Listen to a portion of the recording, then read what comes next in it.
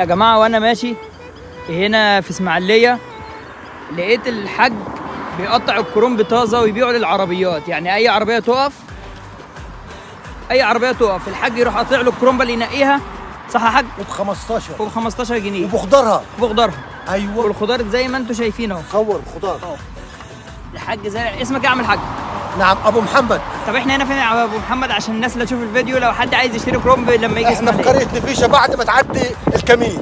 قريه نفيشه بعد ما تعدي الكمين. بعد ما تعدي الكمين على طول زي على الفل. الترعه. على الترعه قدام قياده الجيش الثاني الميداني. قياده الجيش الثاني الميداني في وشنا اهي. ايوه تمام اعمل حاجه. كرنبه ب 15. ايوه. وعليه الخضار وعليها بتاعها. الخضار هديه. بس ميه نظيفه. طبعا. ميه بحاري. صلاه على النبي. الله يبارك لك حاجه. أيوة. بس تعالي بقى كده نصور الكرنب. صور. ايوه شايفين يا جماعه الجمال طازه فريش. في كرنبايه كبيره كده حاجه حلوه نصورها. صور. اهو. ايوه بص يا جماعه تقف تنقي الكرنبه اللي انت عايزها. صور. عم الحاج يقطعها لك. ايوه اللي تعجبه. اللي تعجبك. يعني انت تنقي الكرنب اللي عاجبك. خش صور. وزرع ايه تاني يا عم الحاج؟ ميه نضيفه اهي. ميه البحريه. انت زارع ايه تاني؟ ميه بحاري. ايوه حاجه يعني الله اكبر. حاجه سبيشال. حاجه نظيفه. حاجه طازه. حاجه طازه. اقطع وحشي. الناس حتى بتقول طعم الكرنب حلو. صح.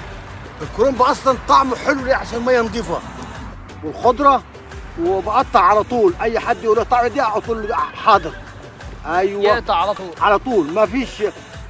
ولو واحد فقير ومعاه 10 جنيه بيدوا له كرنبه ما بيزعلوش. مش هيزعل. والخضره برضه. والخضره صلى على النبي. مش هنمشيه زعلان. عم الحاج يعني لا. بصوا عامل واجب لاي حد. يابا اي خدمه. الارض اهي والزرع اهو وتعالى بس انت ومالكش دعوه. اي خدمه لشعب مصر. الله يبارك لك. بس اهم حاجه يبعدوا عننا بتوع الري. لان بتوع الري يقول لك ايه؟ هنغلي وما نغليش الجرات. جرات اللي تغلوه. نغلي ايه بقى؟ ما ينفعش. انا عارف ده احنا يعني لو واحد احنا عايزين ناكل. احنا عايزين ناكل بلا نغلي ايه؟ ماشي يلا يا حاج. حبيبي.